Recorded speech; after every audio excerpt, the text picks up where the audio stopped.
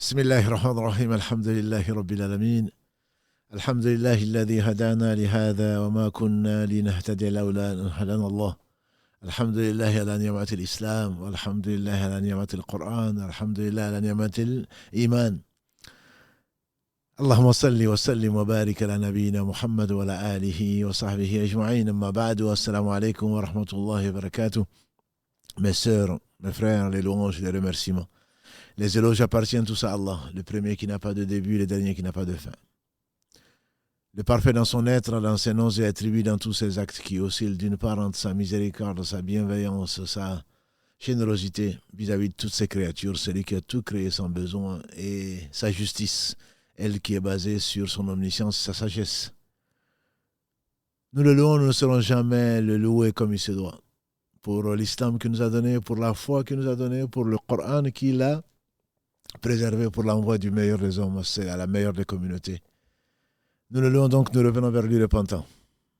Et nous sommes tous soumis à l'erreur, et les meilleurs d'entre nous, ceux qui reviennent vers Allah repentants, et Allah aime ceux qui reviennent vers lui grâce à lui repentants.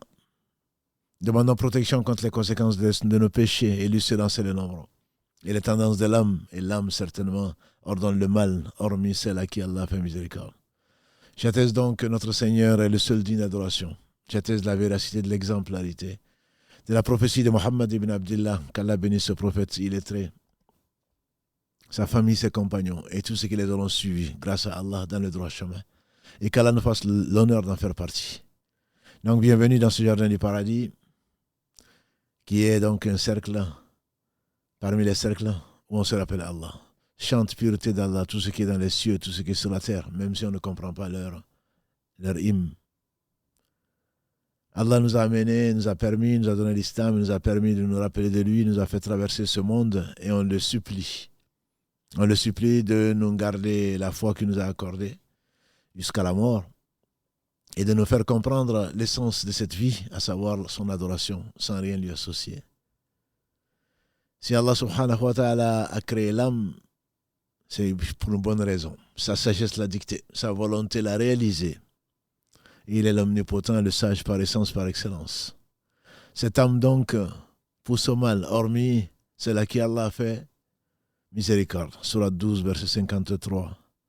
C'est la raison pour laquelle notre série donc, de l'éducation de l'âme, il faut l'éduquer. On n'aurait pas pu l'éduquer comme ceux qui prétextent que Allah a tout créé, il a déterminé, non pas de libre arbitre. Si on ne pouvait pas éduquer l'âme, certainement, on parlerait d'injustice. Et hasha lillah, Allah est juste. Il a dit aux mes serviteurs, je me suis interdit l'injustice. Je l'ai rendu interdit entre vous, ne vous faites pas injustice. Il a créé la mort et la vie pour nous mettre à l'épreuve. Cet âme à qui il a donné la possibilité, فَأَلْهَمَهَا فُجُورَهَا وَتَقْوَاهَا, celui qui a inspiré à l'âme cette capacité de pouvoir obéir ou désobéir, au point que par miséricorde, l'âme remonte apaisée vers son Seigneur subhanahu wa ta'ala, ou alors il va bien plus bas, asfala safilin, le plus bas des degrés, où on ne reconnaît plus la nature humaine que son côté bestial, son côté féroce. Et donc cette âme, Allah subhanahu wa ta'ala a voulu la dompter au travers de la révélation. Et quand nous parlons, il ne s'agit pas de réflexion personnelle, il s'agit plutôt de choses basées toujours sur le Coran et la Sunna de Muhammad sallallahu alayhi wa sallam. Allah a enseigné ce qu'il a enseigné, c'est lui qui a enseigné à l'homme ce qu'il ne savait pas. Et les meilleurs d'entre nous, c'est ceux à qui Allah a enseigné donc la science et qui l'ont mise en pratique. Qu'Allah les bénisse tous et nous accorde son amour à lui, Allah, l'amour des gens qu'il aime. Et ceux-là sont les gens que Allah aime. Aujourd'hui donc, nous allons parler d'une chose qui nous concerne tous, pratiquement tous. Il s'agit, n'est-ce pas, de le fait de dire du bien. Le prophète sallallahu alayhi wa sallam, dans ce qui a été rapporté par Abu Huraira, qu'Allah l'agrée, est consigné dans les deux authentiques Al-Bukhari et Muslim. Le prophète sallallahu alayhi wa sallam a dit Man kana yu'minu billahi wal yawmil akhir falyaqul khayran aw liyasmut. Falyaqul khayran aw liyasmut. Celui qui croit en Allah et au jour du jugement dernier, qui dise du bien ou alors qui se taise. Celui qui croit Allah au jour du jugement dernier, la suite du hadith, qu'il traite bien son hôte. Bien, on va s'arrêter sur cette première partie-là du hadith. Celui qui croit en Allah au jour du jugement dernier, qu'il dise du bien ou qu'il se taise. Les savants disent donc, c'est le fait de dire du bien qui privilégie le fait de se taire. Bien que le prophète sallallahu alayhi wa sallam a dit le silence, c'est lui qui a eu le silence, il est sauvé. Celui qui a pu avoir le silence, il est sauvé. Mais bien entendu, il ne faut pas qu'on soit des shaytans muets. Le prophète sallallahu alayhi wa sallam a dit également, d'après Abu Saïd al-Khudri, celui qui voit un fait blâmable, qu'il le change de sa main. S'il ne peut de sa langue, s'il ne peut, au moins de son cœur. Et après ça, il n'y a plus de foi. Après ça, il n'y a plus de foi. Hadith rapporté par l'imam Muslim. Plutôt consigné par l'imam Muslim, rapporté par Abu Saïd al-Khudri. Et donc, celui qui voit un fait blâmable et qui ne le change pas, ne serait-ce que par la langue alors qu'il en est capable, il voit des choses, il se tait dessus, celui-là, on verra au jour du jugement dernier quelqu'un en train de tourner. Ses intestins en train de tourner autour de lui, comme une meule. On lui dit, mais c'est pas toi qui ordonnais le bien, qui interdisais le mal. Il dit, oui, mais je ne le faisais pas. J'ordonnais le bien, je ne le faisais pas. J'interdisais le mal, mais je le faisais. Qu'Allah nous préserve. Mais c'est une obligation. Dans la version de Muslim, Allah, le prophète sallam dit, et après ça, il n'y a point de foi. Si même dans le cœur, on ne le reprouve pas. Et c'est ce que je crains pour moi et pour vous, mes frères et sœurs. À force de voir le blâmable devient quelque chose de marouf, d'accepter, de connu de tous. Tout le monde le fait. Et donc, on se laisse aller. Finalement, le cœur ne bouge pas. Et le prophète sallam a dit, dans cette version de Muslim, et après ça, il n'y a plus de foi. Et donc, on devient un shaitan muet. Shaitan est très actif. Un shaitan muet, c'est celui qui voit le mal, c'est que Allah n'aime pas et il se passe de tout, et il ne fait pas le mal. Qui voit le mal et qui ne le change pas, ne serait-ce que par la langue, alors qu'il en est capable. Il devient un shaitan qui est muet. Parce qu'il aurait réprimé, il aurait réprimandé, il aurait interdit, peut-être que, grâce à Allah, au travers de son axe, peut-être que Allah, subhanahu wa ta'ala, aurait préservé certains. Au moins, ils auraient une mauvaise conscience. Peut-être qu'ils reviendraient repentants vis-à-vis d'Allah. Non. Il les encourage par le silence. Et je vous dis pourtant, le silence est une bonne chose. Luqman, le sage. On lui fait dire, Luqman, dont le nom a été pérennisé par Allah subhanahu wa ta'ala, la sourate qui porte donc son nom, la sourate 31, sourate Luqman. On fait dire à Luqman il a vu quelqu'un, on dit Daoud, Allahu Alam. Il a vu quelqu'un en train de faire des côtes de mailles. Et il a eu envie de lui demander pourquoi il fait ça. Il s'est tué. Et finalement, la personne a fini de faire les côtes de mailles, il les a portées et dit, que si ça pouvait me protéger dans la guerre. Il a dit, j'ai bien fait de me taire. J'ai bien fait de me taire. On apprend beaucoup. Combien de fois nous avons regretté, on s'est dit, mais je suis impatient. Et après, on apprend par le silence. Si ce n'était que ça. En fait, dit donc à Luqman, le silence fait partie de la sagesse, mais très peu de gens l'appliquent. Des gens à qui Allah a voulu du bien et qui ne parlent pas beaucoup. Même si la parole, alhamdulillah, on verra, il y a du bien dedans, beaucoup de bien même. Un qui ne parlait pas beaucoup, on lui dit, mais pourquoi tu ne parles pas beaucoup? Il dit, parce que j'ai rarement regretté de m'être tu, mais j'ai souvent regretté d'avoir parlé. J'ai rarement regretté de m'être tu, le silence, et j'ai souvent regretté d'avoir parlé. Comme une fois, on aurait aimé s'être tu. Le proverbe français ne dit-il pas la parole est d'argent et le silence est d'or. Le fait de se taire parfois, ça prouve une maturité, ça prouve une sagesse. Et quand on parle, il faudrait réfléchir. Celui qui croit en Allah au jour du jugement dernier, qu'il dise du bien ou qu'il se taise. L'imam An-Nawawi, quand il fasse miséricorde, on dit que Allah lui a permis d'apprendre le Coran par cœur à 7 ans. Il est né en 631 de l'Hégire, il est mort en 671, en 676, à 45 ans. Et je ne connais pas de librairie, je ne connais pas de mosquée où on ne va pas trouver au moins les 40 dans Nawawi, pour ne pas de Riyad Salihin, écrit par cet homme. Il était de l'école de l'imam Shafi'i, qu'Allah lui fasse miséricorde. Une grande référence dans le fiqh de l'islam et dans la science du hadith. L'imam Nawawi, à propos de ce hadith qu'il rapporte dans ses 40, et également dans Riyad Salihin, les jardins des pieux, l'imam Nawawi, qu'Allah lui fasse miséricorde, il dit: les savants sont unanimes pour dire, à partir de ce hadith, celui qui croit en Allah et au jour du jugement dernier, qui disent du bien ou qui se taisent, que quand on réfléchit, ils sont très peu nombreux à réfléchir, quand on réfléchit avant de parler, et qu'on hésite, on ne sait pas si c'est du bien ou c'est du mal, le mieux c'est de se taire. Le mieux c'est de se taire. C'est ce que implique ce hadith. Et le prophète sallam savait bien entendu de quoi il parlait. Quand il se taisait lui, c'était pour méditer. Quand il parlait, c'était pour inviter Allah, c'était pour dire le vrai. Quand il saisissait, c'était pour Allah. Quand il donnait, c'était pour Allah. Et par Allah, subhanahu wa ta'ala. Les gens qui parlent beaucoup ne savent pas combien, quel risque on prend. Allah dit dans la sourate 50, Qaf, verset 18, Ma yalfidhu min qawlin illa ladayhi raqibun atid. L'homme ne dit pas une parole s'il n'a pas à côté de lui un scribe qui est en train de noter ce qu'il fait. Ma yalfidhu min qawlin illa ladayhi raqibun atid. On a un ange qui est spécialement chargé d'écrire le bien et un autre chargé d'écrire le mal que nous faisons. Mu'adh ibn Jabal, le savant de cette communauté, il viendra devant les savants, a dit le prophète sallallahu alayhi wa sallam, au jour du jugement dernier, devant les savants de ma communauté. Mu'adh ibn Jabal, il a demandé au prophète sallallahu alayhi wa sallam, ce qui a été consigné par l'imam Tirmidhi, c'est un hadith qui est authentique. Il a demandé au prophète sallallahu alayhi wa sallam, enseigne-moi, ya Rasulallah, quelque chose qui va me rapprocher du paradis et quelque chose qui va m'éloigner de l'enfer.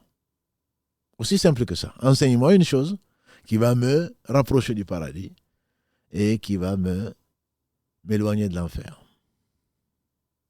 En fait, c'est tout. C'est tout l'islam. C'est tout enseignement, c'est toute la science. C'est ce qui va te rapprocher d'Allah et de son paradis, de son agrément, de sa satisfaction dont on a parlé la semaine dernière, et ce qui va t'éloigner de son courroux, de sa colère que personne ne peut supporter. D'ailleurs, un bédouin, un jour, est venu se plaindre au prophète sallam. Il s'est venu se plaindre de qui? De Mu'adh. Il a dit ya Rasulallah sallam, Mu'adh, il lit trop long.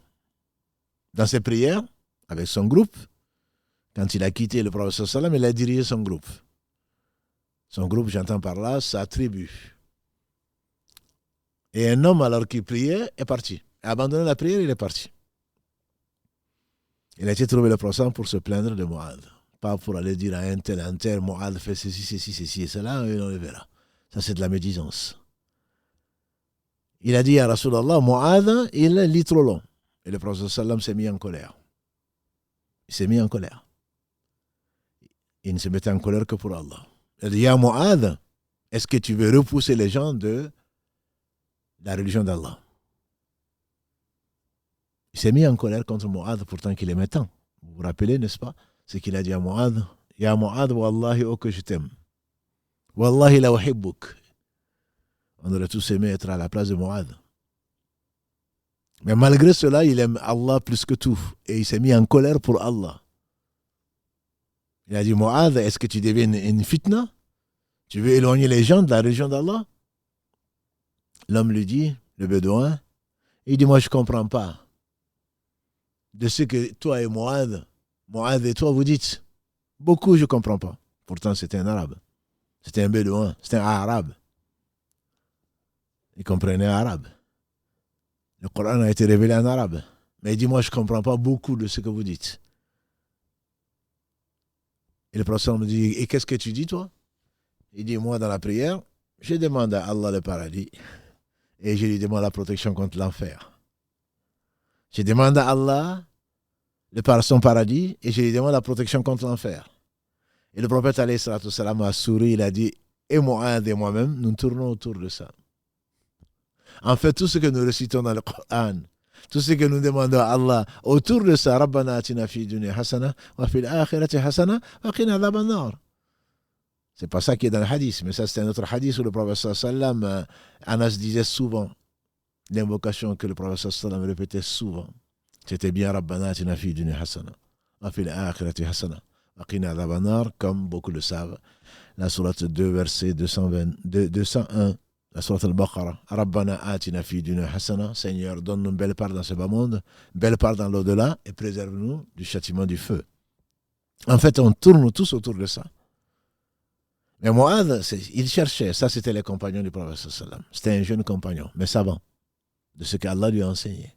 Mu'adh dit donc au prophète sallam, Ya Rasulallah, enseigne-moi quelque chose qui va me rapprocher du paradis et qui va m'éloigner de l'enfer. En dehors de ça, qu'est-ce qu'il y a de vrai? En dehors de ça, ma soeur, qu'est-ce qu'il y a de vrai? En dehors de ça, mon frère, qu'est-ce qu'il y a de vrai?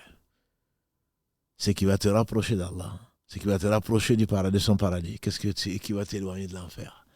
Le prophète alayhi salam lui a répondu, le hadith il est assez long. Il a répondu, tu viens de me demander quelque chose de difficile, mais Allah le facilitera à qui il veut. Adore Allah sans rien lui associer, fais ta prière, jeûne le mois de Ramadan, donne la zakat, fais ton pèlerinage, jusqu'à ce qu'il arrive à la fin. Il a parlé de beaucoup de choses, et à la fin il a dit, Ya Mu'adh, est-ce que tu ne veux pas que je te dise qu'est-ce qui soutient tout ça? Il a dit, Bala, Ya Rasulallah, bien sûr. La prière, le jeûne, le hajj et tout ça. Il a dit, est-ce que tu ne veux pas que je te dise qu'est-ce qui soutient tout ça? Il a dit, certainement au messager d'Allah. Le prophète sallam a pris sa langue, il a dit, celle-là. Tiens celle-là. Tiens celle-là. C'est elle qui soutient tout ça. Et Mu'adh de s'étonner. Ya Rasulallah, est-ce qu'on va être châtié pour ce que nos langues ont proféré?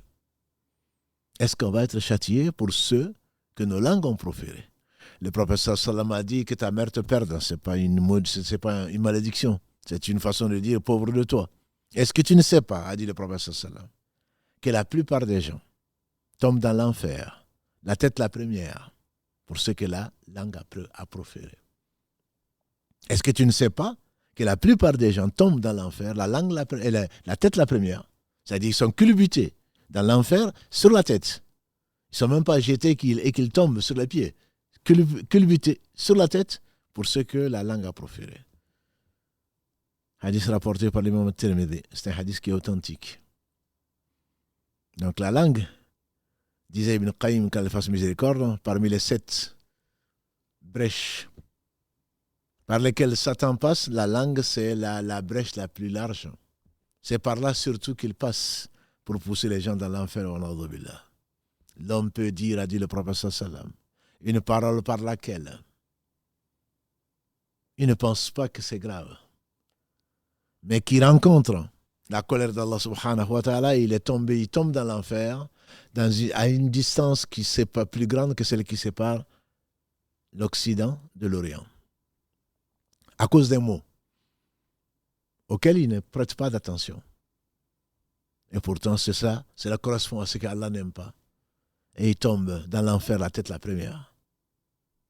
D'une distance qui est plus grande que celle qui sépare l'Orient de l'Occident. Le matin, dit Abu Saïd al-Khudri, encore, qu'Allah l'agrée.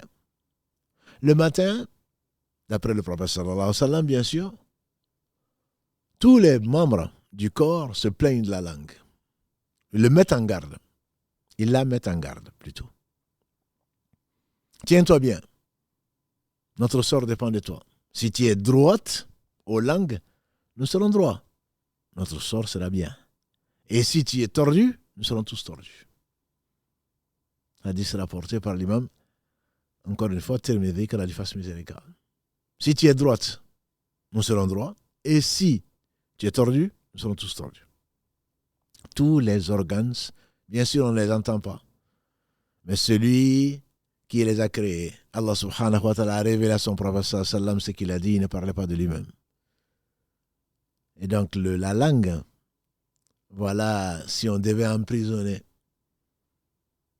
un organe, serait bien la langue. Et Allah pourtant a mis la langue dans une prison fermée à double tour.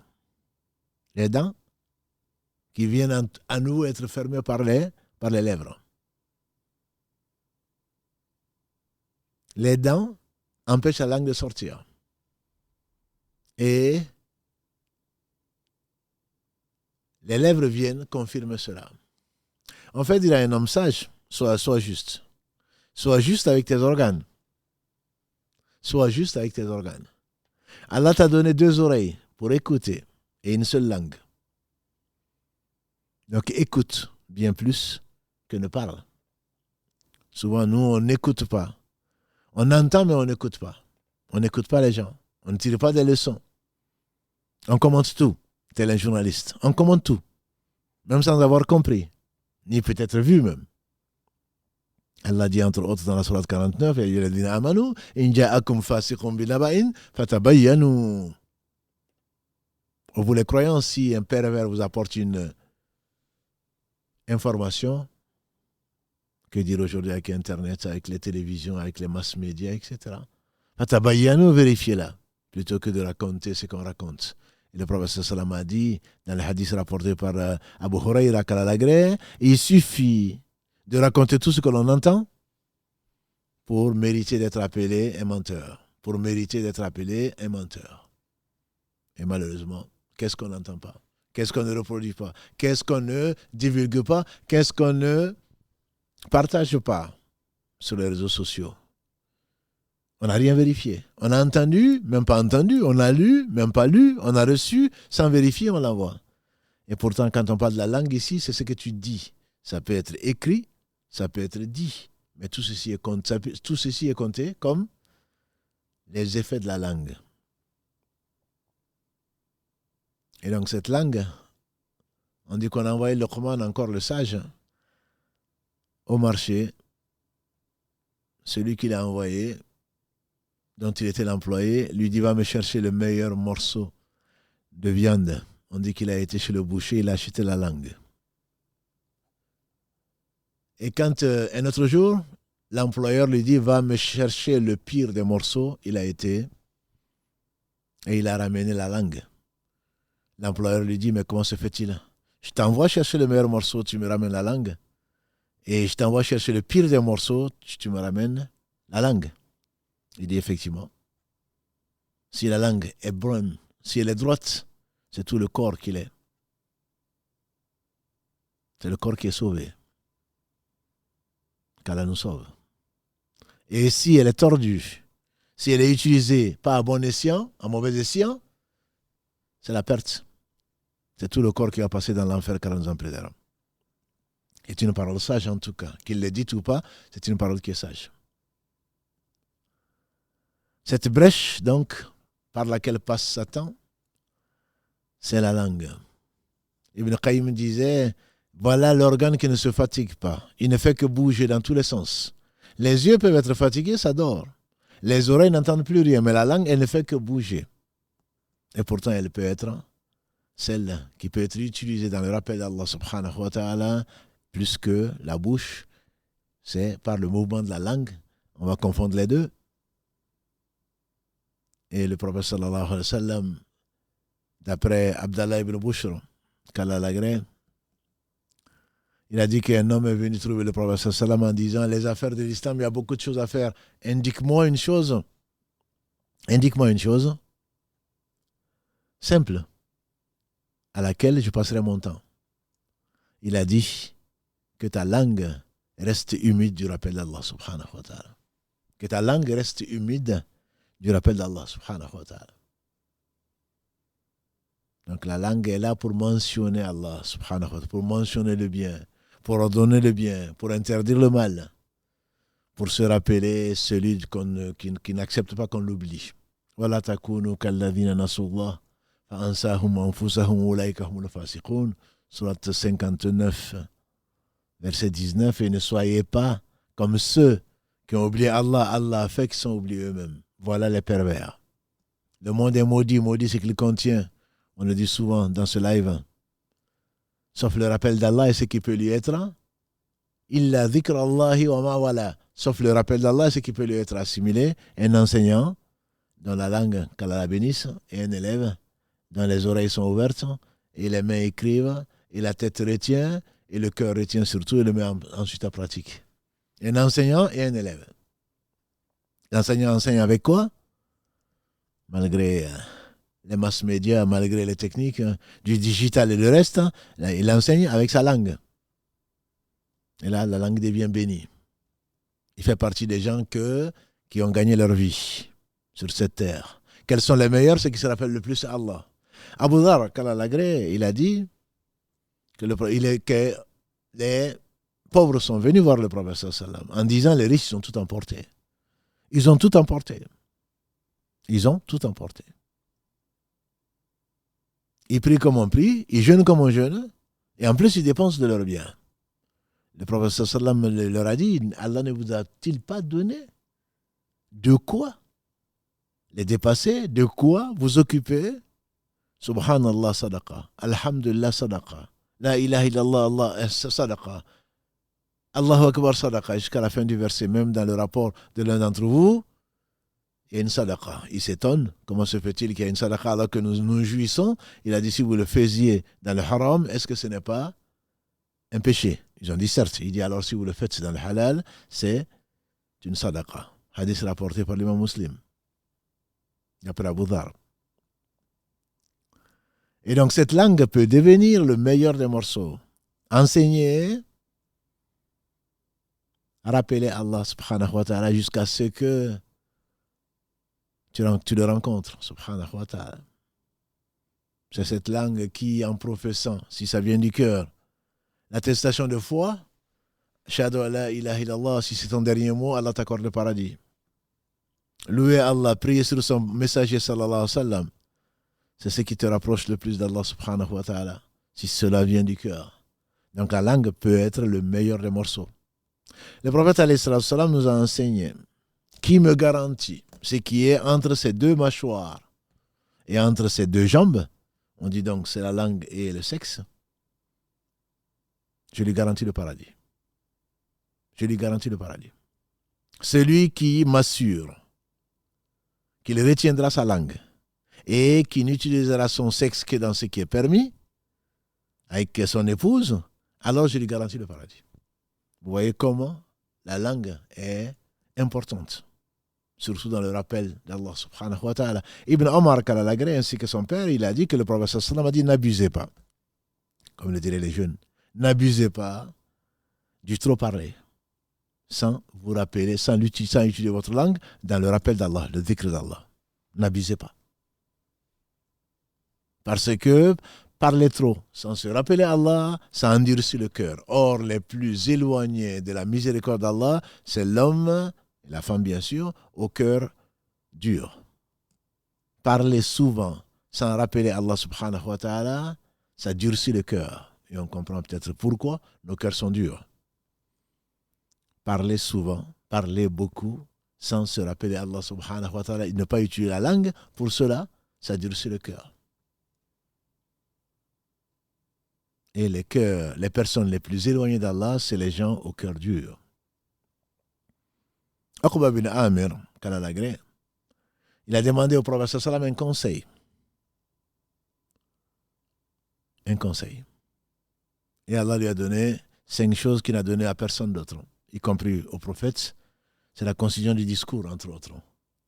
Il a dit, ya Uqba, retiens ta langue, que ta maison te suffise et pleure sur tes péchés. Et retiens ta langue, que ta maison te suffise, que tu ne sois pas là en train de « je m'ennuie, je vais aller fréquenter les gens » qui souvent t'occupent à des choses qui ne sont pas utiles et pleurent sur tes péchés. Voilà quelques dires authentiques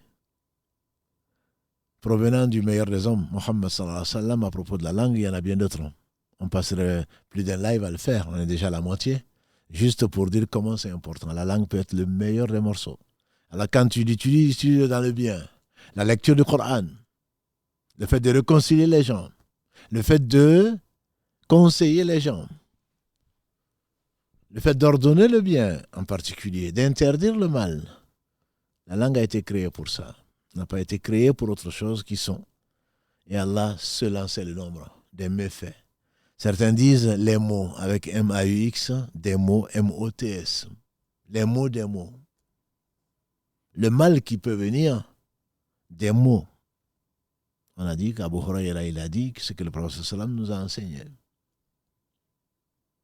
L'homme peut, à cause d'un seul mot, tomber dans l'enfer d'une distance qui est plus grande que celle qui sépare l'Orient de l'Occident. Ces méfaits sont énormes. Ces bienfaits également. Qu'Allah nous fasse utiliser la langue dans ses bienfaits. Comme on a dit tout à l'heure, le dhikr d'Allah, subhanahu wa ta'ala, pour lequel il a créé ce bas monde, et chante pureté à Allah qui n'a besoin de rien. Al-Ghani, c'est lui le riche, celui qui se passe de tout. Mais il aime bien qu'on le remercie. Et entre autres, par la parole, par la langue. C'est l'un des bienfaits qu'Allah a accordé à l'homme. Ar-Rahmanu allama al-Qur'an, khalaqa al-insan allamahu al-bayan. Surat 55, qui est le miséricordieux. Il a créé l'homme. Ar-Rahmanu allama al-Qur'an. Le premier bienfait par lequel il commence, c'est le miséricordieux il a enseigné le Coran. Khalaqa al-insan. Il a créé l'homme et il lui a enseigné comment s'exprimer. Ceux qui sont éprouvés par ce par quoi Allah les a éprouvés, qui n'arrivent pas à s'exprimer, on dit qu'ils sont handicapés. Allah a parfait la création, toute création, et en particulier a donné à l'homme ce pouvoir de s'exprimer, d'exprimer. En effet, la langue est là pour exprimer. La langue, disait le prophète sallam, d'après ce qui a été rapporté par Anas ibn Malik, Kalalagré, le jeune qui est resté pendant 10 ans à côté du prophète sallam et que sa mère Sulaym a mis au service des messagers d'Allah sallam, qui nous a transmis, il fait partie des 5 qui ont transmis le plus de hadiths du prophète sallam, et pour cause. Il pouvait rentrer, puisqu'il n'était pas encore adolescent, chez le prophète sallam sans gêne, alors que d'autres ne pouvaient pas. Il a vu des choses et raconté des choses que d'autres n'ont pas vues. Anas disait donc que le prophète sallam a dit La yastaqimu imanu abd hatta yastaqima qalbu. La foi de l'individu ou de la personne ne sera droite que si son cœur est droit. On le comprend bien. C'est la raison pour laquelle nous sommes dans cette série-là. Donc, les maladies du cœur, ou plutôt la médecine des cœurs.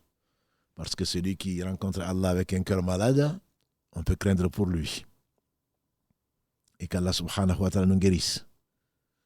Qu'Allah nous guérisse. Il est le seul guérisseur de tous les maux qu'on ne cesse de mentionner sans pour autant les travailler. Parmi les mots, il y a certainement les mots liés à la langue. Anas disait donc que le prophète sallam a dit la foi de quiconque ne sera droite, conforme à la révélation, conforme à ce que Allah aime, que si le cœur est droit. Qu'Allah nous purifie le cœur. Allahumma inna nas'aluka qalban salima. Ibrahim disait alayhi salatu salam dans la sourate 26, versets 88 à 89, Yawma la yanfa'u malun wa la banoun illa man ata Allah bi qalbin salim. Le jour où ni les enfants ni les biens ne serviront quoi que ce soit sauf celui qui vient avec un cœur salim, exempt donc de maladies, surtout la pire des injustices, exempt d'injustice, de shirk, d'association. Et Anas continue ce hadith, il dit que le prophète sallam a dit La yastaqimu imanu abdi hatta yastaqima qalbu. Et il rajoute La yastaqima qalbu hatta yastaqima lisanu. La foi de quiconque ne sera droite, qui peut mériter d'être appelé un vrai croyant, que si son cœur est droit, pur. Et le cœur ne sera droit que si la langue est droite. Et la langue est un traducteur. La langue vient traduire ce qui est dans ton cœur.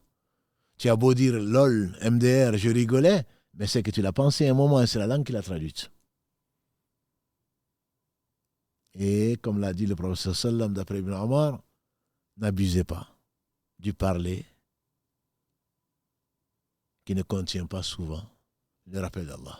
Celui qui s'assoit quelque part, a dit le prophète sallam, qui se lève sans mentionner Allah, on dit par la langue, il sera interrogé dessus. Tu t'assois quelque part, tu ne mentionnes pas le nom d'Allah subhanahu wa ta'ala, tu seras interrogé dessus. C'est la sagesse pour laquelle, qu'Allah bénisse Mohammed sallallahu alayhi wa sallam, il nous a enseigné que quand dans un cercle, avant de quitter, il te faut dire Subhanakallahumma wa bihamdika ashhadu an la ilaha illa anta astaghfiruka wa atubu ilayk. Subhanakallahumma, pureté, gloire à toi, ô Seigneur. Subhanakallahumma wa bihamdika ashhadu an la ilaha illa anta, j'atteste qu'il y a d'autres êtres dits d'adoration si ce n'est toi. Astaghfiruka wa atubu ilayk, je demande pardon et je reviens vers toi repentant. Celui qui dit ça, c'est comme un tampon. Ça va tamponner, ça va confirmer s'il était dans un cercle de bien, s'il avait dit du bien, et si il n'avait pas dit du bien ou il a fait des erreurs dans le langage, et Allah seul en sait le nombre, à ce moment-là, ça les efface, entre guillemets. Donc apprenons-le, enseignons-le. C'est quelque chose qui va nous profiter, Inch'Allah, même après la mort. Subhanakallahumma wa bihamdika ashhadu an la ilaha illa anta astaghfiruka wa atubu ilayk. Parmi les méfaits de la langue, ils sont nombreux. Je ne dirais pas innombrables, mais ils sont nombreux. Il y a, commençons par peut-être les moins graves, les futilités. Rien de bien dedans. Que l'on trouve dans les grains, comme disent quelques jeunes Africains. On sort, on laisse sa famille, on laisse sa femme, on laisse ses enfants, on laisse son travail, on est là en train de prendre du thé ou autre, en train de parler des heures et des heures avec futilité. Et tout ceci est écrit, et tu seras interrogé dessus. Et dans la futilité, rarement, et ça jure, et ça ment, et ça triche, et ça blague. Ce sont des choses, les blagues, ce n'est pas interdit dans l'islam. Il faudrait que ce soit peu et vrai, ce que tu dis. Donc ces gens qui sont en train de parler, comme le disait quelqu'un d'autre, ceux qui parlent beaucoup, si on leur avait demandé si les mots étaient payants, ils auraient moins parlé. Imagine-toi simplement en train de payer ce que tu es en train de dire. Certainement, tu aurais mesuré, tu aurais voté un budget pour cela. Tu aurais voté un budget pour cela et tu vas voir comment tu vas être en faillite. Tellement nous parlons pour des choses qui ne sont pas utiles. Allah décrit les croyants, subhanahu wa ta'ala, dans la sourate les croyants, Al-Mu'minun, sourate 23, verset 3. Allah dit, subhanahu wa ta'ala, وَالَّذِينَ هُمْ عَنِ اللَّغْوِ مُعْرِضُونَ, ceux qui se détournent des futilités. Ça, ce sont les croyants. C'est fait partie de leurs caractéristiques. Quand tu as parlé, forcément, il y a beaucoup à jeter dans ce que tu dis. Et j'ai dit blaguer, il y a des gens qui sont intéressants et connus pour blaguer, oui. Même le prophète sallam, il blaguait. Mais il disait que la vérité, ce n'était pas souvent. Il disait, par exemple, dans ce qui a été rapporté par l'imam Abu Daoud, ô toi, l'homme aux deux oreilles. Mais bien sûr, on a tous deux oreilles, sauf exception. On lui fait dire également, le hadith est discuté, toi dont le mari a de la blancheur dans les deux yeux. Bien sûr, on a les deux yeux, et on a la blancheur tous, dans les deux yeux. L'homme aux deux mains, c'est connu, entre autres, quand il s'est trompé alayhi salatu salam pour notre bien. Quand il a fait le salam 2 fois, il a fait le salam plutôt à 2 raka'a. Et un homme à qui Allah a voulu du bien, il dit, Ya Rasulallah, tu t'es trompé. Ou alors tu as oublié. Il a dit, comment? Il dit, parce que tu n'as fait que 2 raka'a. Soit la prière a été raccourcie, soit alors tu t'es trompé. Il a dit non. Elle n'a pas été raccourcie, elle n'a pas été non plus. Je ne me suis pas trompé non plus. Il a dit si. Le prophète sallam, après son salam, il a demandé aux gens, c'est ce qu'il dit, l'homme aux deux mains, Dhul Yadayn, celui qui a 2 mains. Comme ça qu'il a appelé. L'homme aux 2 mains, il a dit vrai. Ils ont dit oui. Ah, il s'est levé, il a prié 2 autres rakats, et ensuite, comme on le sait, il a fait le salam, et il a fait 2 soujoud ba'di, 2 soujoud après, pour corriger la prière. L'homme aux 2 mains, bien sûr, on a tous 2 mains, sauf exception. La règle, c'est 2 mains. Il a dit également ce qui a été authentifié à sa tante, qui était vieille. les vieilles ne rentrent pas au paradis. Il s'est mis à pleurer. Parce que si effectivement il fallait choisir entre la longévité, la vie et ensuite ne pas rentrer au paradis, ça ne vaut pas le coup. Il dit quand ils vont rentrer, ils seront jeunes. Et c'est là qu'il a récité les versets 35 à 36 de la sourate Al-Waqi'a. La sourate 56, versets 35 et 36, où Allah dit subhanahu wa ta'ala Uruban atraban li ashab li yamin. Elles seront jeunes. Ce sont les gens de la droite auront comme épouse des filles qui sont jeunes. Effectivement, nous savons que celles qui vont rentrer au paradis, parmi les filles d'Adam, auront 33 ans, comme l'a dit le prophète sallam. L'âge de, les hommes aussi d'ailleurs, l'âge de Isa alayhi salam, quand Allah subhanahu wa ta'ala l'a fait monter au ciel. Avant qu'il ne redescende, un des 10 grands signes de la fin du monde, et il n'est pas mort. Il n'est pas mort, il n'a pas été crucifié. Ça a été un faux semblant. Il descendra à Damas au petit matin entre 2 anges et c'est lui qui va tuer l'antéchrist. Et alayhi salatu salam, il est monté musulman plutôt. Il est né musulman, monté musulman. Il reviendra sur la terre musulman, appliquer la charia de Mohammed sallallahu alayhi wa sallam. Ensuite, il va mourir.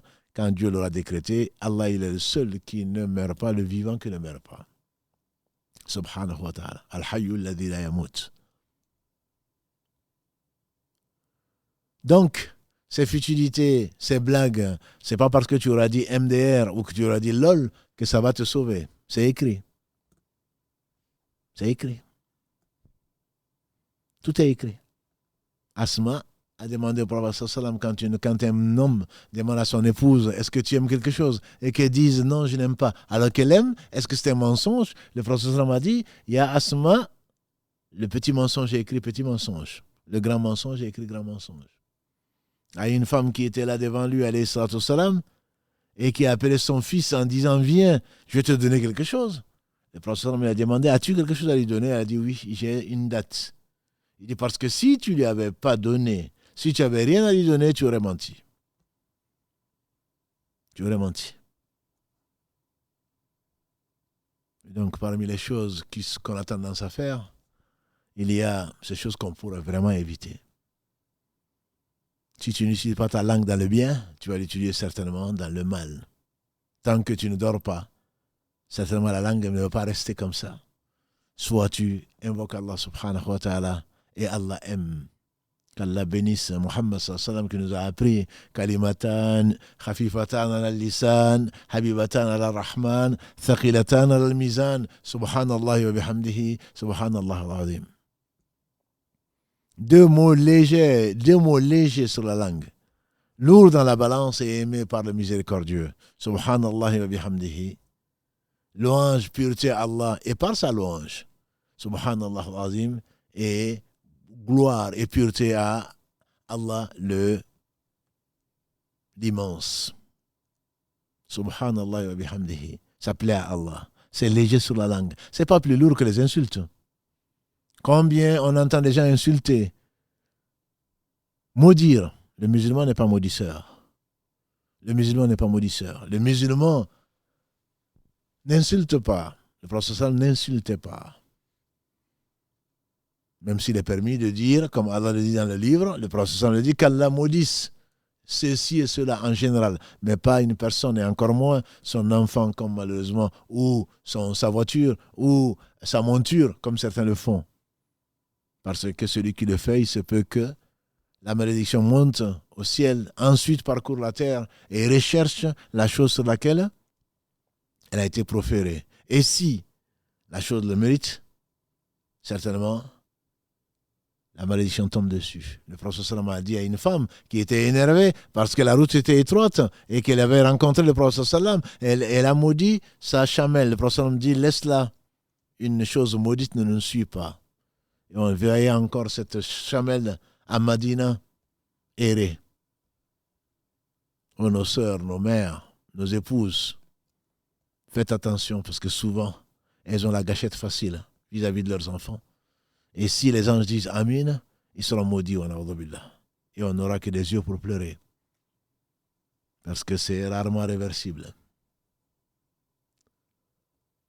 Allah subhanahu wa ta'ala a voulu que même ces injures et le reste, parce que tu es énervé aujourd'hui, tu es en colère, c'est l'une des raisons pour lesquelles on fait tout ça, tu es en colère ou tu es jalouse ou tu es jaloux, alors très certainement tu vas le payer. Attendez-nous dans le Muflis, le fameux hadith. Connaissez-vous qu'est-ce que c'est que, quels sont les insolvables? Ils disent les insolvables, c'est ceux qui n'ont rien. Ils n'ont pas de dirham et ils n'ont pas de mata'. Ils n'ont rien, ils n'ont pas de biens matériels. Il a dit non. L'insolvable de ma communauté, c'est celui qui viendra avec beaucoup de prières, beaucoup de jeûnes, beaucoup de sadaqat. Il a frappé un tel, insulté tel autre. C'est pour cela que je viens dessus. Il a pris de bien de tel autre. Et ceux-là viendront. Et on va prendre ces bonnes actions, on va leur donner. Les gens que tu insultes, même s'ils sont absents, certainement tu auras à rendre compte. Ils vont prendre de tes bonnes actions, si tu en as. Et s'ils n'en ont plus de bonnes actions, a dit le prophète sallam, ils vont prendre des péchés, des gens insultés, des gens abusés, des gens injustement traités. Comme le dit Abu Huraira Kalalagré, le rapport du prophète sallam, ô vous les musulmans, celui qui fait une injustice, qui le rende, celui qui fait une injustice vis-à-vis de son frère, dans ses biens ou dans son honneur, qui le rende avant que le jour ne vienne où tout sera monnayé en bonnes actions et mauvaises actions. Parmi les choses, le temps passe vite, j'aimerais bien m'arrêter, c'est une chose qui est si importante, si fréquente malheureusement, aussi fréquente chez les savants que les ignorants, chez les hommes comme chez les femmes, c'est la médisance. Est-ce que vous connaissez la médisance? Le prophète sallam a dit, dans le hadith rapporté par l'imam Muslim, d'après Abu Huraira Kalalagré, il a dit la médisance, c'est de dire de ton frère en son absence ce qu'il n'aimerait pas entendre. La médisance, c'est de dire de ton frère en son absence ce qu'il n'aimerait pas entendre. Ta sœur aussi, bien entendu. Et les savants expliquent que ce n'est pas que les mots. C'est ce que tu dis, de son physique, de ce qu'il a dit, de ce qu'il porte. Et que ce soit par écrit ou que ce soit oralement. Ils ont dit à Rasulallah, mais si ce que je dis de mon frère est vrai, il dit, mais justement, si ce que tu dis de ton frère est vrai, c'est de la médisance. Si ce que tu dis de ton frère est faux, ce n'est qu'un mensonge, ce n'est qu'une calomnie et hontée. Tu as attribué à ton frère ce qu'il n'a pas fait, donc c'est un mensonge. Ça, c'est de la calomnie.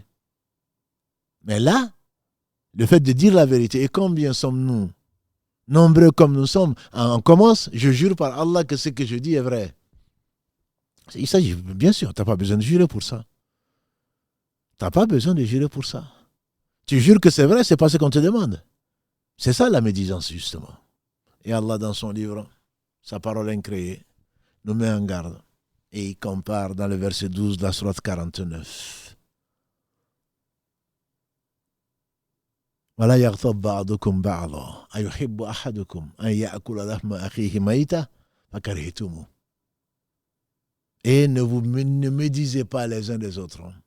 Après avoir dit de ne pas se moquer, ça aussi, c'est les méfaits encore de la langue, qu'un groupe de croyants ne se moque pas d'un autre groupe. Il se peut que ceux qui sont moqués, ceux qui se moquent, soient en moins bonne position que ceux dont on se moque, et qu'un groupe de femmes ne se moque pas d'un autre groupe de femmes. Il se peut que celles dont on se moque soient meilleures que celles qui se moquent.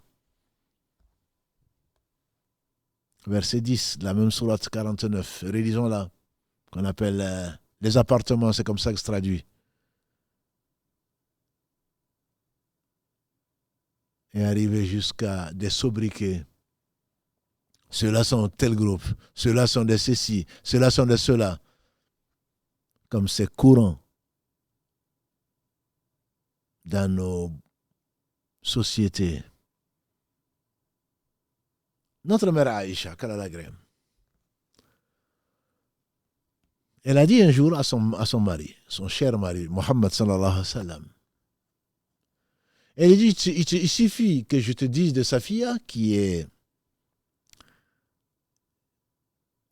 une de nos mères, l'une des dernières femmes que le prophète sallam a épousées, qui est à Madina, qui était d'origine juive, et dont certaines coépouses se médisaient, ou en tout cas se moquaient d'elle. Aïcha lui dit à propos de Safia, qui était belle, qui était en compétition donc avec Aïcha, qui était elle aussi très belle. En gros, pourquoi tu t'occupes de celle-là? Il y a mieux. Il suffit que je te dise de Safia ceci. Et les savants disent qu'elle a montré de la main qu'elle était petite, qu'elle n'était pas très grande. Qu'est-ce que tu vas faire avec cette fille qui est courte là, ou qui est, alors que nous sommes là, quoi? Le prophète m'a dit, Ya Aïcha. Ya Aïcha. Le mot que tu viens d'utiliser, s'il était mélangé à l'eau de la mer, ça en aurait changé et le goût et la couleur. Ce que nous venons d'entendre, ça aurait changé le goût de l'eau de la mer. Je n'ai pas dit l'eau d'un verre. Ce serait déjà beaucoup. Demandez à Pharaon, quand il a désobéi à Allah, Allah lui a envoyé le sang, transformé le Nil en sang. Ça aurait changé l'eau de la mer. On imagine la mer? Et sa couleur et son goût. Le simple fait de l'une des meilleures femmes qu'elle a rapportées, Aïcha, le simple fait de montrer, de montrer son mépris de cette femme parce que c'est sa coépouse et la jalousie est tout à fait normale quand on aime. On en a un peu parlé la semaine dernière. Et la semaine d'avant. Ce mot, Ya Aïcha, que tu viens de prononcer, s'il était mélangé à l'eau de la mer, ça en aurait changé le goût et la couleur. Donc la médisance est devenue une brosse à dents pour beaucoup d'entre nous. Rares sont les gens qui ne médisent pas. C'est le fait de dire de ton frère absent, ta sœur absente, ce qu'elle n'aimerait pas entendre, ce qu'il n'aimerait pas entendre. Et la raison souvent, c'est la jalousie. Ou l'orgueil. Ou la colère. Je suis en colère, je dis du mal de la personne, elle n'est pas là. Est-ce que tu aimerais? Allah dit, est-ce que vous aimeriez manger la chair de votre frère mort? Vous en avez évidemment horreur. Voilà, tajassasu. أيحب أحدكم أن يأكل لحم أخيه ميتا فكرهتموه. Et ne vous médisez pas les uns les autres. Est-ce que vous aimeriez manger la chair de votre frère mort? Vous en aurez évidemment horreur. Ibn Qayyim dit, Allah a comparé la chair de ton frère mort, même pas vivant, mort parce qu'il est absent. Tu le critiques alors qu'il n'est même pas là. Ah non, moi je dis la vérité, même s'il était là, je l'aurais dit. C'est pas ce qu'on te demande. On ne te demande pas, tu crois que tu es courageux, intelligent? Non, en fait, ce que tu viens de faire prouve que tu ne crains pas Allah. Quand on venait, ce qui tu as dit, c'est peut-être vrai. C'est bien pour ça que c'est la médisance. La personne n'est pas là. Au moins, sois courageuse. Attends qu'elle soit là. Si tu veux lui critiquer, si tu veux la critiquer, va lui donner un conseil. Celui qui cache les défauts de son frère, dans ce bas monde, Allah va couvrir de ses défauts au jour du jugement dernier. Pourquoi tu viens parler de quelqu'un qui est absent? Et on envie, malheureusement. Rares sont les gens qui en sont dépourvus. Chez les savants, aussi. À celui-là, il ne connaît pas grand-chose. Est-ce que tu sais qu'il connaît? Pourquoi? Parce qu'il a plus de fans? Parce qu'il a plus de followers? Parce qu'il a plus de ceci et cela? Parce que tu es jaloux, tout simplement. Allah lui a donné ce qu'il ne t'a pas donné, ou ce que toi tu ne vois pas. Il t'a donné autre chose, mais toi tu ne vois pas ça. Et tu ne crains pas Allah alors que tu enseignes la crainte d'Allah subhanahu wa ta'ala. Et il y a des formes de médisance, mes frères et sœurs, subtiles. Satan, il te fait, on te dit Karim, il vous passe le salam, qu'Allah le bénisse, il est là. On te dit Karim a fait ceci. Oh, qu'Allah nous en préserve. Qu'Allah nous en préserve, c'est de la médisance. Qu'Allah le guide, c'est de la médisance. Tu veux dire que toi tu es guidé. Allah t'a préservé de ce qu'on vient de te raconter. Quand on fait de la médisance, et Allah seul sait qu'il y en a, on est obligé de l'arrêter, la médisance. On ne doit pas l'écouter. Et quand on ne peut pas, on doit réprimander la personne. Ça, c'est de la médisance. Quand c'est ta belle-mère et que tu crains d'être divorcé à cause d'elle, tu te lèves, tu pars. Tu ne dois pas rester. Et si tu ne peux pas partir, parce que tu es coincé, tu ne peux pas partir, alors très certainement, tu le reprouves par ton cœur, comme l'a dit le prophète sallam dans le hadith que nous avons vu, donc d'Abu Saïd al-Khudri qu'Allah l'agrée. Pourquoi? Parce qu'Allah dit, entre autres, dans la sourate Al-Isra 17, verset 36, Allah dit subhanahu wa ta'ala, Inna samala wal basar wal fu'ad. Lui, la vue et le cœur, sur tout cela, on sera interrogé. Sur tout cela, on sera interrogé. Le prophète, alayhi salatu salam, quand il allait à Tabouk, et je ne vous dis pas que c'est que Tabouk, ce fut très dur. C'était à des centaines de kilomètres de... C'était à la frontière de la Syrie, où les Byzantins avaient comme projet d'envahir Madina. Et le prophète sallam les a avertis, allons-y. Que celui qui peut donner, donne. C'est à cette occasion qu'Omar a dit, ce jour-là, j'ai compris que je ne pouvais pas dépasser Abou Bakr. Mais ça, c'était de la bonne jalousie, on a dit. C'est de la concurrence dans le bien. Alors, Abou Bakr est venu, il a tout donné. Le prophète lui a demandé, qu'est-ce que tu as laissé chez toi? Et avant, Omar était venu, content de ce qu'il avait donné ce jour-là. La moitié de ses biens. Qu'est-ce que tu as amené? La moitié de mes biens. Qu'est-ce que tu as laissé? La moitié de mes biens. Il a dit qu'Allah bénisse ce que tu as amené, bénisse ce que tu as laissé. Et Abou Bakr qui vient avec très peu, le prophète sallam qui sourit, qui dit, toi Abou Bakr, il dit, voilà tout ce que j'ai. Il dit, qu'est-ce que tu as laissé chez toi? Il dit, j'ai laissé l'amour d'Allah et de son messager, sallallahu alayhi wa sallam. Et on dit qu'Omar dit, ce jour-là, j'ai compris que jamais je ne pourrais dépasser Abou Bakr. Ils ont été finalement à des centaines de kilomètres, ils ont attendu les Byzantins pendant combien de jours, ils ne sont pas venus. Ils sont revenus avec la victoire morale, ils sont venus avec l'agrément d'Allah. C'est ce qu'on appelle la bataille de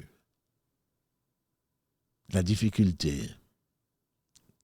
L'expédition plutôt de la difficulté, puisqu'il n'y a pas eu de bataille. Ils ont dit, ils étaient tellement peu nombreux qu'il y avait, malgré tout le sacrifice des riches parmi eux, Allah sur les riches, on dit qu'il y avait un chameau pour 18 personnes. 17 marchaient et un montait sur le chameau. Et le jour d'après, ils en changeaient. Ils n'avaient rien à manger au point qu'ils mangeaient de l'herbe.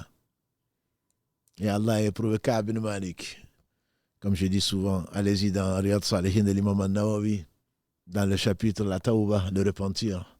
C'est un hadith qui prend des pages et des pages. Ka'b, c'est son fils qui le raconte, Abdallah ibn Ka'b. Et l'histoire, elle est belle. Si vous avez envie de pleurer, je vous conseille de lire. Pour vraiment savoir que c'est que le vrai repentir. Jusqu'à ce que Allah subhanahu wa ta'ala dise dans la sourate 9, quand il relate une partie de cette bataille-là, Ya ayyuhalladhina amanu taqullaha wa kunu ma'a sadiqin. Oh, vous les croyants, craignez Allah et soyez parmi les véridiques. Sourate 9, versets 117, 118, et vous allez comprendre qu'est-ce que c'est que Ka'b n'a pas été. Pourtant, c'était un croyant. Il a fait le serment d'allégeance au prophète sallam parmi les premiers qui ont cru à son message alors qu'il venait de Médine, Yathrib, avant que Allah n'ait choisi ce pays pour en faire le berceau de l'islam et que les compagnons du prophète sallam aient émigré. Il fait partie des 6 premiers qui ont prêté allégeance au prophète sallam. Ça peut arriver. Quelqu'un qui est croyant peut avoir une baisse de foi. Et il s'est dit, je vais aller. Les palmiers étaient pleins, les dattes étaient mûres, et l'eau était fraîche, et il faisait extrêmement chaud. Il a été tenté, il est resté. Bref, ce que je veux dire dans cette histoire, c'est que quand on entend de la médisance, on se doit de l'arrêter. Et voilà que Allah, qui sait tout, a révélé à son prophète sallam, qui a parlé, qui a dit, où est Ka'b? En plein milieu. Et Ka'b disait, il n'y avait pas de registre pour savoir qui était venu, qui n'était pas venu, tellement il y avait des musulmans. Mais Allah a voulu que le prophète sallam ait demandé sur la route où est Ka'b. De tout ça, il a pensé à Ka'b. Et il y a quelqu'un des Banu Salima qui était un compagnon. Ça peut lui arriver. Ce n'était pas des hommes parfaits. Allah seul est parfait. Et qui dit au messager d'Allah, c'est sa vanité, son orgueil qu'il a retenu à Madina. Est-ce que tu aurais aimé entendre ça? Et Mu'adh, qu'Allah l'agrée, ce jeune savant de la communauté de Mohammed sallam, il y a Mu'adh qu'il a envoyé au Yémen. Mu'adh qui s'est levé, tu viens de dire une parole vilaine au messager d'Allah, on ne connaît de Kaab que du bien. Ton frère, son honneur, c'est sacré chez Allah. C'est pas parce que tu ne veux pas déplaire à quelqu'un et tu encours la colère d'Allah. Tu dois défendre l'honneur de ton frère. Il a dit à Rasulallah, c'est son orgueil, sa vanité qui l'a empêché de venir. Qu'est-ce que tu en sais? Et Allah lui a pardonné après. Et ce n'était pas pour ça. Il a été tenté. C'était un homme. Pourquoi tu n'aimes pas pour ton frère ce que tu aimes pour toi-même? Comme le disait le prophète sallam, la yu'minu ahadukum hatta yuhibba li akhihi ma yuhibbu li nafsi. Aucun d'entre vous ne sera véritablement croyant s'il n'aime pas pour son frère ce qu'il aime pour lui-même. Tu aurais aimé qu'on te dénigre? Et Mu'adh a réagi. Et c'est comme ça qu'il faut faire. Et quand c'est fait, comment faire? Qu'Allah nous pardonne. On doit se repentir, demander sincèrement pardon à Allah, parce que l'honneur, Abu Bakr, qu'Allah l'agrée, au dernier sermon du prophète sallam, il a dit, n'est-ce pas que vos biens, votre sang, vos biens et votre honneur sont sacrés, comme ce jour sacré, et sur la terre sacrée, en ce lieu sacré. Et ce hadith a été rapporté par le Bukhari et Muslim, également a été rapporté par Tirmidhi, et Abu Huraira a rapporté une version comme ça également. Le sang du musulman, l'honneur du musulman, les biens du musulman sont sacrés, comme ce jour sacré, dans ce mois sacré, ce jour sacré, donc c'était un vendredi, le jour sacré, c'était le mois sacré, c'était le Hijja, le 12e un des 4 mois sacrés, sur cette terre sacrée, qui était donc la terre sacrée de la Mecque et de ses alentours. L'honneur du musulman est sacré, tout comme ses biens et son sang. Comment se fait-il que tu manges de son honneur? Tu t'attaques. L'honneur des musulmans est plus sacré que la Kaaba, comme l'a dit le prophète sallam. Et nous, on envie. Je ne parle pas d'envier. Nous vivons de ça, matin, midi et soir. Sauf ce que Allah a protégé contre les maux de nos actions et les tendances de l'âme. qu'Allah nous compte parmi ceux-là, il faut se repentir parce que tu as pris le droit d'Allah. Allah a interdit et tu as violé cet interdit. Tu te dois de t'en repentir. La majorité des écoles, que ce soit Abu Hanifa, celle d'Abu Hanifa, de Shafi'i, de l'imam Malik, ils disent qu'il faut ensuite que tu obtiennes le pardon de la personne. Que tu dois, comme l'a dit le prophète sallam, celui qui fait une injustice vis-à-vis de son frère, que ce soit dans ses biens ou dans son honneur, qu'il le répare. Donc ils prennent ce hadith et à juste titre, ils disent qu'il faut aller voir la personne en demandant pardon. J'en ai fait l'expérience il y a 2 jours, quand quelqu'un m'a écrit qui dit il avait 16 ans, maintenant il en a 36, m'a-t-il dit, je crois. Et il a dit, sans me connaître, des choses. Et donc aujourd'hui il regrette. Il m'a envoyé un message pour demander pardon. Mais l'avis le plus fort, en tout cas l'avis qui me plaît, c'est celui du Cheikh de l'Islam Ibn Taymiyyah, de son élève Ibn Qayyim et d'autres qui disent ça dépend. Ça dépend. Si la personne a entendu ce que tu as dit, alors vas-y, excuse-toi. Qu'Allah apaise son cœur. Mais si la personne n'a pas entendu le mal que tu as fait, alors épargne-lui d'avoir mal. Le prophète lui-même, لَعَلَّكَ بَاخِعٌ نَفْسَكَ عَلَى آثَارِهِمْ إِن لَّمْ يُؤْمِنُوا بِهَذَا الْحَدِيثِ أَسَفًا. Peut-être que tu auras de la gêne, peut-être que ça va te faire mal, qu'il ne te croit pas. C'était un homme, sallallahu alayhi wa sallam. Et quelqu'un disait, il m'a envoyé une flèche qui m'a raté, et toi tu me l'as plantée dans le cœur. En effet, tu viens me raconter ce qu'il a dit, tu viens me dire quelque chose. La première fois, tu m'as raté parce que je n'étais pas là. Je n'ai même pas entendu, je n'ai même pas eu mal. Même pas mal, diraient les jeunes. Et là maintenant, tu viens me le dire. je t'ai insulté, je t'ai traité de ceci, je regrette. D'accord, tu regrettes, ça c'est entre Allah et toi. Si la personne n'a pas entendu, si la personne a entendu, va t'excuser. Mais si la personne n'a pas entendu, il ne faut pas lui faire mal à nouveau. Alors tu vas prier pour lui. Même s'il est mort du Moudjahid, même s'il est mort, tu pries pour lui. Et dans l'assemblée où tu as commis ce grand péché, alors très certainement, tu dois t'en repentir. Et leur dire, j'ai mal agi. Vous aurez dû m'arrêter. Nous avons tous mal agi. C'est injuste vis-à-vis de notre frère qui est absent. Mais tu pries pour la personne en espérant, Inch'Allah, qu'Allah va te pardonner et qu'il ne va pas prendre tes bonnes actions pour le donner au jour du jugement dernier. Mais ça, c'était la médisance parce que je pense qu'il y en a beaucoup, il y a beaucoup de choses qui nous concernent tous, exception faite de celui du peu de gens qui ont craint Allah et ne sont pas versés dessus et qui ne sont pas garantis, tant qu'ils ne sont pas morts, de ne pas, même s'ils sont savants, de ne pas tomber dans ce grand péché. Et il y a bien d'autres, bien entendu, l'heure passe, il est déjà 22 heures passées, mais on va quand même parler de mots. D'autres choses, le mensonge. Le mensonge, Allah l'interdit.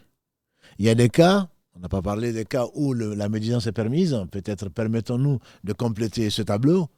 La médisance est permise, l'imam An-Nawawi, quand il fasse miséricorde, dit dans 6 cas, la parole n'est qu'un moyen pour atteindre un but, le bien.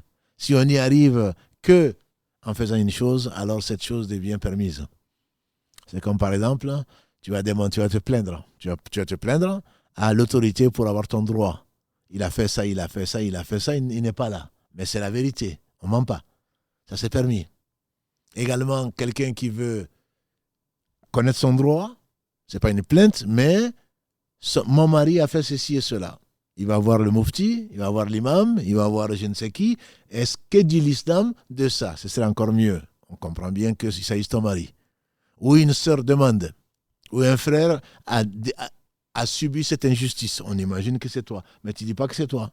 De la part d'un frère, tu n'es pas obligé de dire mon propre père ou ma mère a fait ceci et cela. Mais si tu le disais, ce n'est pas de la médisance dans la mesure où tu as besoin d'exprimer ça à quelqu'un qui sait pour qu'il puisse te répondre dans ce cas-là. Parce que si c'est un frère, un voisin, un musulman, un non-musulman, la précision est importante pour que la personne puisse te donner le meilleur conseil.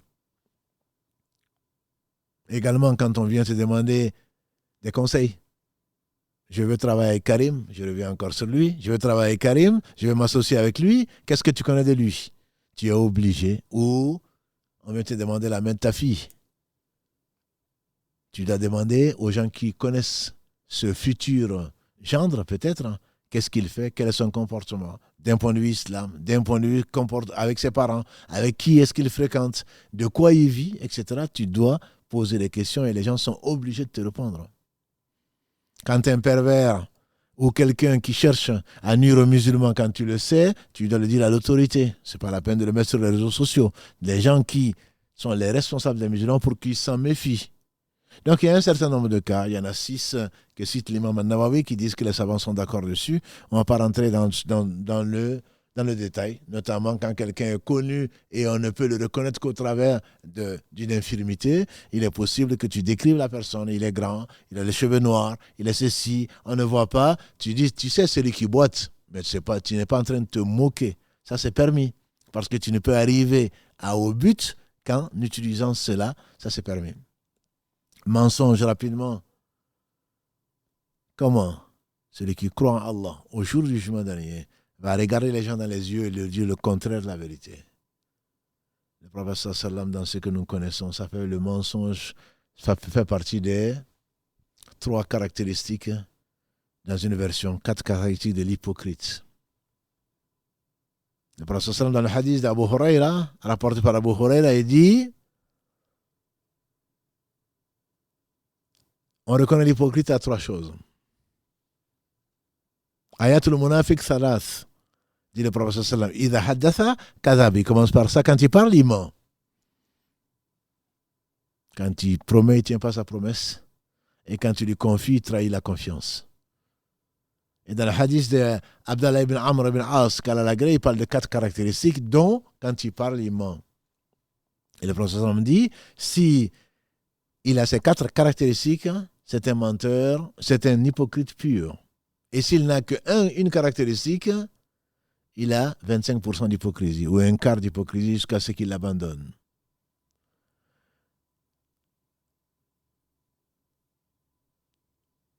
Abdallah ibn Mas'oud nous a parlé du hadith du prophète sallam, alaykum bis-sidq fa inna as-sidqa yahdi ila al-birr, jusqu'à la fin du hadith. Wa iyyakum wal kadhib inna al-kadhiba yahdi ila al-fujur.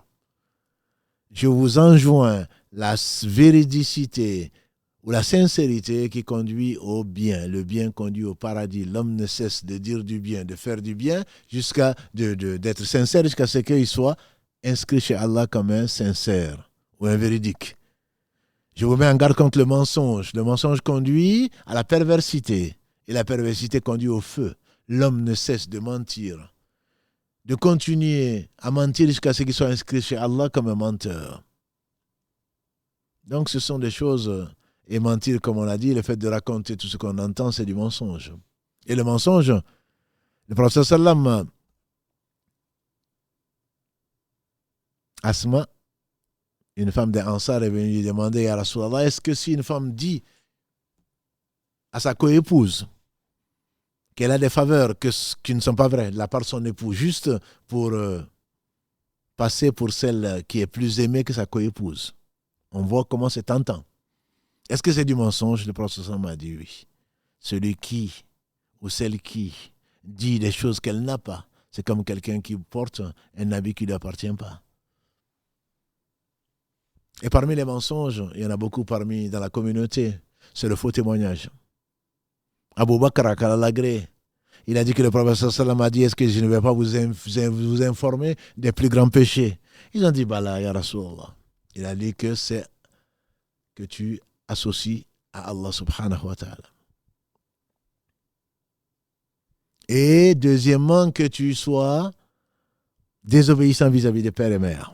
Et il était accoudé, dit Abu Bakr, il s'est assis sur son séant. Il a dit, wa shahadatu zur. Et le faux témoignage. Et le faux témoignage. Et le faux témoignage. Abu Bakr, il a dit, il a tellement insisté que nous aurions dit, plus à Allah qui se taise. Il a cité en 3e position après la désobéissance au père et mère, et surtout après l'association à Allah subhanahu wa ta'ala. Le faux témoignage, les fausses déclarations pour de l'argent, famille isolée, à la CAF. Faux témoignage pour avoir la garde des enfants. Quand il y a un divorce, chez nos sœurs, chez nos frères, aller témoigner contre son frère parce qu'il va trop à la mosquée. Ou aller avoir des faux témoignages. Il m'a frappé, ou je ne sais quoi d'autre. Ce sont des faux témoignages. Et ça fait partie des plus grands péchés. Parmi les plus grands péchés de la langue, il y a le fait de dire d'Allah ce que tu ne sais pas. De mentir sciemment sur son prophète sallam. Mais la pire injustice, c'est de dire d'Allah, de sa religion, ce que tu ne sais pas. Et quand on parle des choses de l'autre, on dit je ne sais pas. Quand on parle de la religion, c'est comme ça. Pourquoi? Parce que je crois. Pourquoi? Parce que ma grand-mère m'a dit. Pourquoi? Sans aucune science. Je ne parle même pas de Google. On ne sait même pas ce que c'est qu'un hadith. On ne sait même pas qu'est-ce que c'est qu'un verset et son explication, les versets abrogés, les versets abrogeants, et tout le reste, on se prend pour ce qu'on n'est pas. Parce que c'est l'islam, on en parle, tout le monde en parle. À la télé, à la radio, tout le monde en parle. Non, c'est du mensonge. C'est mentir sur Allah subhanahu wa ta'ala. Le temps est court. Je vais juste peut-être terminer avec une chose qui est peut-être très très importante, c'est la namima. C'est s'aimer la zizanie. Ne vois-tu pas que Ibn Abbas, qu'Al-Alagré ainsi que son père, nous a dit que le prophète sallam passait un jour dans un cimetière, il s'est arrêté. Il s'est arrêté. Et il a dit les habitants de ces 2 tombes sont châtiés, qu'Allah nous préserve du châtiment de la tombe. Ils sont châtiés pourtant pour des choses qui ne sont pas, qu'on pourrait éviter, je traduirais.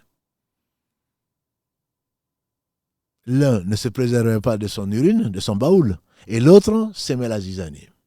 Et il a pris une branche qu'il a cassée en deux et il a mis les deux parties sur chacune des tombes, une partie sur chacune des tombes, en disant j'espère que Allah va arrêter leur châtiment le temps que ces branches ne sèchent plutôt. L'un, c'est Melazizani. Et le prophète sallallahu alayhi wa sallam a dit, il n'entrera pas au paradis celui qui, le namam, celui qui est là entre les gens en train de les s'aimer la zizanie entre eux. Allah seul sait que dans les familles, il y en a. Entre amis, entre frères, entre sœurs, entre belles-sœurs. Des gens qui vivent de ça. Et le devoir de celui qui l'entend n'est pas facile. Nos devoirs, quand nous entendons ça, premièrement, c'est de ne pas y croire. Deuxièmement, c'est de considérer la personne pour ce qu'elle est. C'est-à-dire, c'est de la perversité. Le prophète sallam a dit, ne rentre pas au paradis, le namam. C'est-à-dire qu'il va rentrer peut-être, s'il meurt musulman, mais il passera par l'enfer. Donc c'est un pervers, celui qui vient te raconter. Tu dois arrêter la personne. Si elle a insulté, si elle a fait ceci, si elle a fait cela, dis-lui crains Allah, plutôt que d'aller le raconter à ça. Le prophète alayhi salatu wassalam a dit, parce que ça met de l'animosité. Il a dit, ne me racontez pas des choses sur mes compagnons. J'aimerais quitter ce bas monde sans rien avoir dans le cœur contre eux. Il faut sermonner cette personne qui vient te voir plutôt que, ah oui, ça c'est un ami, il m'a dit ce que les gens disent de moi. Non, c'est pas ton ami, c'est un pervers. Si tu es pervers avec un ami, c'est que tu as tendance à être pervers toi aussi. Quand on juge par rapport à ce qu'Allah a descendu, par rapport à ce qu'Allah aime, parce que toi, ton ego, ah oui, mais voilà quelqu'un qui m'aime, donc tu cherches les gens qui t'aiment. Tu ne cherches pas et tu n'aimes pas les gens qui n'aiment pas Allah en lui désobéissant ouvertement. Donc c'est un vilain défaut. Et de tout ça, l'homme aura à rendre compte. Qu'Allah subhanahu wa ta'ala nous fasse miséricorde. Je suis obligé de m'arrêter là et pourtant, Allah seul sait qu'il y en a beaucoup. Il y en a beaucoup. Les serments, parler dans la science et beaucoup d'autres méfaits des mots. Mais la moralité, c'est le fait de surveiller sa langue. C'est de dire que du bien. Celui qui croit en Allah et au jour du jugement dernier qui disent du bien. C'est ce qui est recherché.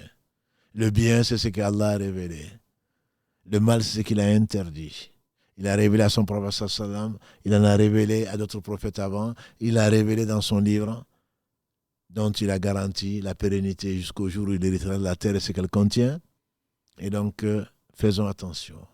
Tournons la langue 7 fois avant de parler, dit le proverbe. Nous nous dirons 700 fois avant de parler.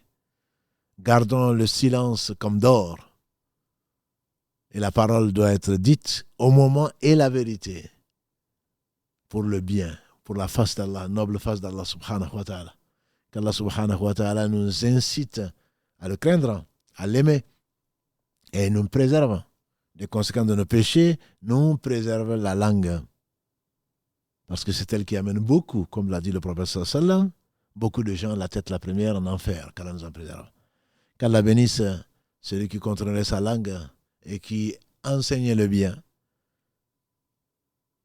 J'ai dit Mohammed, qu'Allah le bénisse, nos savants qui savaient pourquoi ils le disaient et évitaient les méfaits de la langue. Les gens qui les ont suivis dans le droit chemin, qu'Allah nous compte parmi ceux-là, qui nous pardonne nos erreurs et nos dépassements et nos abus, surtout vis-à-vis de la langue.